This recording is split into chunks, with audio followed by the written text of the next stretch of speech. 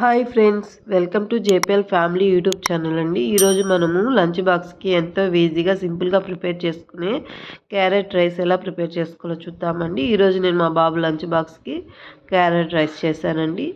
చూడండి, ఈ విధంగా చేస్తే పిల్లలు కానీ పెద్దలు కానీ ఎంతో ఇష్టంగా తింటారు. చాలా సింపుల్గా అయిపోతుందండి ఈ రెసిపీ మనకి. ఇది ఎలాగ ప్రిపేర్ చేయాలో చూద్దాము. ఒక బాండలు హీట్ ఎక్కినాక అందులో కొంచెం ఆయిల్ వేసుకుంటున్నానండి, ఒక 2 స్పూన్స్.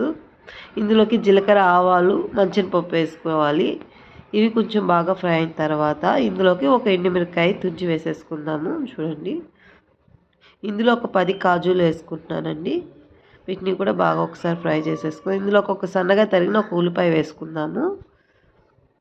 వీటిని మనం మరీ బ్రౌన్ కలర్ వచ్చే వరకు ఫ్రై చేయలేదండి, కొంచెం ఫ్రై అయితే చాలు. ఇందులోకి ఒక 3 పచ్చిమిరపకాయలు కట్ చేసి వేసుకున్నా, కొంచెం కరివేపాకు.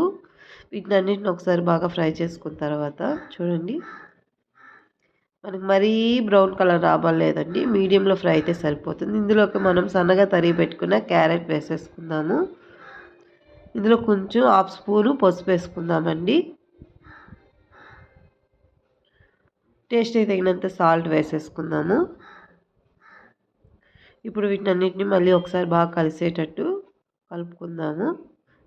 చూడండి, మనకి క్యారెట్లో వాటర్ ఉంది కాబట్టి భిన్న మగ్గిపోతుందండి. ఒక 10 మినిట్స్ తర్వాత చూడండి, మనకి మగ్గిపోయింది బాగా. ఇందులోకి మనం ఆల్రెడీ పెట్టుకున్న వైట్ రైస్ దీంట్లో వేసేసి 1 స్పూన్ కారము, 1/2 స్పూన్ గరం మసాలా వేసేసుకొని ఒకసారి బాగా కలిపేసుకుందాం దీన్ని. చూడండి, ఈ విధంగా చూసారు కదా, ఎంతో టేస్టీ అయిన క్యారెట్ రైస్ రెడీ అయిపోయిందండి. ఈ విధంగా ప్రిపేర్ చేస్తే మనం లంచ్ బాక్స్కి ఎంతో ఇష్టంగా తింటారండి ఎవరైనా. సో మీరు కూడా మీ ఇంట్లో కంపల్సరీ ట్రై చేయండి. వంట తెలియని వాళ్ళు కూడా చాలా సింపుల్గా ప్రిపేర్ చేసుకోవచ్చండి. మనకి లంచ్ బాక్స్కి చాలా త్వరగా ప్రిపేర్ చేసుకోవచ్చు ఈ రైస్ని. మనము చాలా ఇష్టంగా తింటారు. నా ఛానల్ కొత్తగా చూస్తున్నట్టయితే please subscribe my channel, like చేయండి అండ్ షేర్ చేయండి.